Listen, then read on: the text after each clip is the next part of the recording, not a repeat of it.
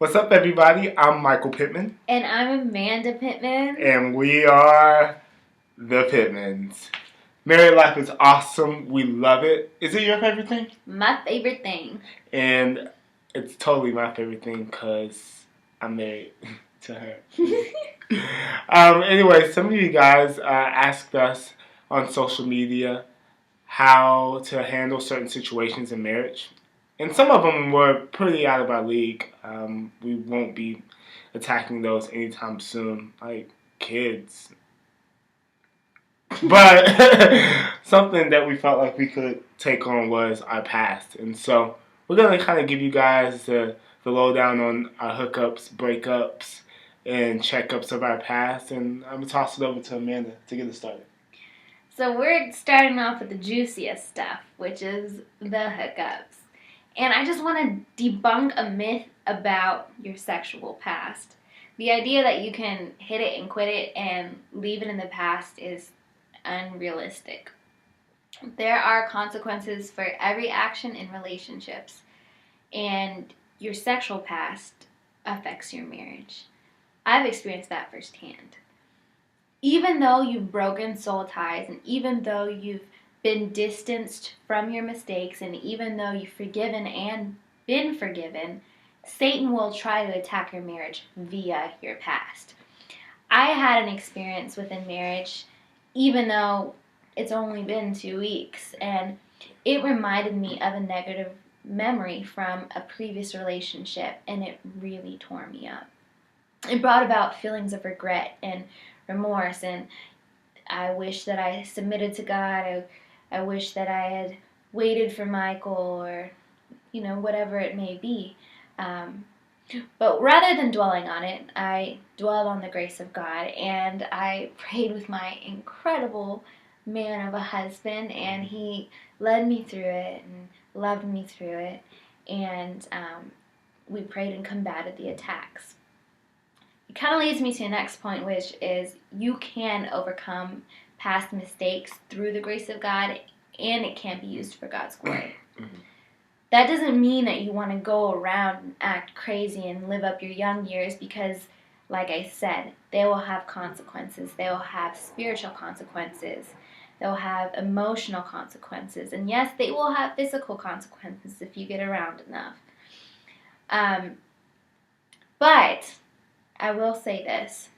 If I had never experienced heartbreak, really terrible heartbreak, sin and disappointment in relationships that I was not meant to be in, then I wouldn't recognize how incredible of a man Michael is.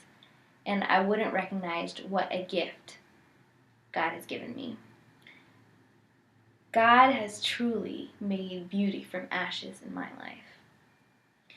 So it is imperative that you protect yourself and your future marriage. It's worth it. It's worth it because you can regret making mistakes in your past once you're in the holy matrimony, but you'll never regret trusting in the Lord and abiding in Him. So protect your marriage. Good. Awesome. Yeah, so Amanda talked about, I almost said a marriage. Amanda talked about the hookups, or as she referred to it, the fun stuff and the juicy stuff. But I got the breakups, and they're normally not fun. Sometimes you're the windshield, and other times you're the fly. And let me tell you, when you're the fly, it sucks, man. I mean, when you really like someone, you've invested time in them, and they break it off with you, it can feel really, really tough. It can be really difficult to get over. For me, it just took a lot of time and a lot of prayer. I'm going to be real. When it first happened, I didn't feel closure. I didn't feel resolved. It was just over. Done. Just like that. There was confusion, anger, jealousy, anger, all of it. I just struggled with it really bad. So what did I do? Well, I did a few things. The first thing I had to do was I had to accept the apology that I never got. Forgiveness doesn't mean that you have to forget what happened. It doesn't mean that trust is restored. It doesn't mean that they were right and you were wrong or anything like that. Honestly, forgiveness for me was realizing that God's forgiven me of so much, and that even though the individual made me feel hurt, neglected, betrayed, I know that through my actions, I've made God feel the exact same way multiple times. Probably today, in some way, shape, form, or another. I've hurt him, I've neglected him, I've betrayed him, all while even telling others how much I love them. So I know he's faithful in spite of who I am to forgive me, but he expects that of me as well. And so when I make the decision to forgive someone else, then that's spiritual medicine for me. Forgiveness isn't about your feelings, it's a spiritual obligation that requires God's help. And then another thing I did was I prayed about it, I surrounded myself with godly counsel, and I tried to focus on God's purpose for my life and ask Him what He had planned for me. And then the more I did that, the more I realized that this individual just didn't fit. You know, her and I were just on two different spiritual levels. And I'm grateful that in hindsight, God didn't allow me to waste time with someone who wasn't just on the same path as I was. Because now I have my queen. You know, I have a person who's, we have purpose. We make these videos. We talk to people. Amanda's like spoken at conferences and stuff, and we've been invited to different places just to speak. We've just, when you have purpose in your relationship, there's nothing like it. Mm-hmm. And I thought I had something good before, but little did I know, man, that God just would bless me with someone just perfectly fit for me. So stay encouraged. Um, Heartbreak, that isn't easy, but at the end of the day, you just tell that individual, thank you for that learning experience, and you know, you got to move on. Um, use God as your crutch, use God as your support, use God as your strength, and realize that God cares for you. He loves you. He wants what's best for you. God's not a bully, man. He's not trying to hold out on them. Trust him. So, we've both been on the receiving end of a breakup, and we've both done the breakup. I, although, experienced a lot of trouble initiating a breakup, and wanting to encourage those of you who recognize that the person you're dating or maybe even hooking up with isn't who God has for you. I'm just here to encourage you. One thing that I found absolutely crucial to the breakup process was first submitting to God. When I was holding on to that past relationship, I wasn't submitting to God. There's such a long time, such a long period of this tug of war between God and I. Like, is it this person or is it God? I couldn't do both because the relationship wasn't honoring God. The relationship didn't have purpose, and it just was pulling me away from God. And so whenever I heard the voice of the Lord saying, submit to me, you're not meant to be in this relationship. When I heard people saying, you're not meant to be in this relationship, I just tuned it out. But the first step to the breakup process is finally submitting yourself to the Lord. So what does that look like? It looks like a whole lot of prayer. I said the same prayer for about 2 weeks almost every day. And it went something like this. God, I'm sorry for holding on for such a long time. But I'm here to say I'm all in. I'm all in for whatever you have for me. I personally feel like I'm done with this relationship, but I'm not going to take control anymore. I want what you want. So Lord, if you want me to be in this relationship, let me know. If you want me to leave this relationship, let me know. prepare a way and give me the courage. And I would continuously pray for courage and for strength. And God made a way. It went incredibly smoothly. And those are the types of things that I prayed for. I just sought after the Lord, and He communicated with me through so many different ways. And it was actually an incredible point of spiritual growth. And what is amazing is God did an incredible work in my heart. He healed me before the breakup even happened. So the weeks leading up to my initiating this breakup, the Lord already did this amazing thing in my heart where I went through all the stages of I don't feel lonely anymore. I don't feel attached to this person anymore. All of these things and all the memories that happened pre-breakup. And so by the time of the breakup, I was fully prepared. It was the time that God prepared me to do it. And when it's in God's timing, it's perfect. And that's the power of prayer. So the next thing you have to do is you actually have to act on it. That can be the scariest part, because maybe you've done it before. Maybe you've broken up with this person and you couldn't stay away, or it was never for real. It was just we're breaking up, whatever. But if you want this for real, you have to take courage. And that was the word of the moment whenever God was preparing me to go through with this breakup. It was courage. And one verse that I just want to encourage many of you who are ready for that breakup step with is the famous Joshua 1:9. Have I not commanded you? Be strong and courageous. Do not be afraid. Do not be discouraged, for the Lord your God will be with you wherever you go. And that includes breakups.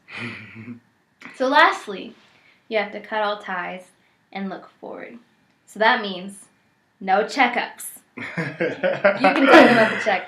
So I remember when I had broken up with someone, and when someone had broken up with me, regardless, you have that desire with it, and you to kind of wonder, I wonder what they're up to. You may have the desire to text them, to call them, check them out on social media. Sometimes you're feeling awesome, and you're like, I bet they're not feeling as awesome. And so I want to check and confirm to make sure their life isn't as awesome as mine right now. Yeah, but I got help, so it's okay. And so, you have that desire to kind of check up on these people. But honestly, if you have an interest in checking up on an ex, I would just ask why. What's the purpose? Are you bored? Are you lonely? Are you, spiteful? Are you angry? Are you jealous? What benefit is it going to serve, Mm-hmm. Sometimes when people do this, it will bring about new emotions or old emotions or old emotions and stuff like that. And that's no fun, man. You don't have to do that to yourself. I know it's tempting, but whenever you get in those moments, you just pray to God, ask God for strength, because it's not something, if you do it now, no matter what stage of life you're in, maybe you're single, maybe you're dating, maybe you're engaged, whatever, that doesn't just go away. Mm-hmm. That's one thing that I've learned about marriage is stuff doesn't just go away. It's the same things you deal with and the same issues that you have, they're still there, but luckily you have someone there to talk to about with things, and so. Mm-hmm. You never want to give Satan a foothold. Don't open the doors for that kind of thing. You're putting yourself in that vulnerable situation. And so what if you're in a relationship and you're tempted to check up on an ex? That hasn't escaped any of us before, We all have those types of temptations. But if you're in a relationship with someone, be transparent. be transparent if you're tempted. Your spouse, your girlfriend, your fiance, whatever, they need to know what you're struggling with. So if you're tempted, tell them, say, hey, I'm tempted to check up on an ex, and I don't want to do that in secret. I don't want that to be some area of darkness within our relationship, because everything needs to be brought to the light, you know? Yeah. So, yeah. And it's important for the other individual to appreciate the transparency. Mm-hmm. You know, don't get defensive. Try to understand where the other person's coming from. The fact that they've addressed this with you is huge. We've learned that the marriages that fall apart that we heard in premarital counseling are those that hide and lie. You know, whenever you can't be real with the person who's closest to you, then you're in trouble. And so maybe it's your significant other. If you have to know your significant other as well, because there are some things that you want to tell them, but then there are other things that you know that they may be sensitive to, so you want to be respectful to them as well. And that's when you count on your brothers or sisters in Christ to help guide you. You know, that's where community is so important. And of course, prayer and God leading you and guiding you as well. And so whether you're in the midst of a hookup, a breakup, or a checkup, always remember to be intentional, because your actions can have lasting implications. We love you guys. We thank you so much for bearing with us. And have a great rest of the night. Peace. It's so weird.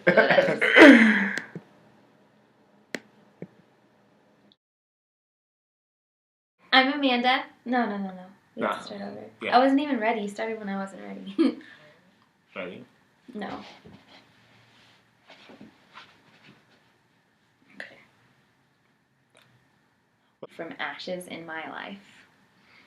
So Amanda kind of talked about the... Oh, you had... We have to start over. Get live. Get live. Get live. Get live. Get live. Hey.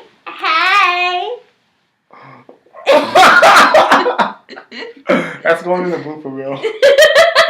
That's going in the blooper reel. And then I wouldn't recognize how incredible of a man Michael is, and recognize what a gift God has given me. God is truly... One last time, and we're gonna get this big.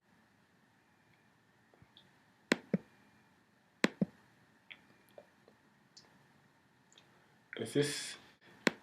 Let's see.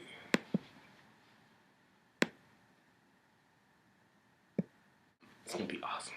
What if my face looks like this? Real quick.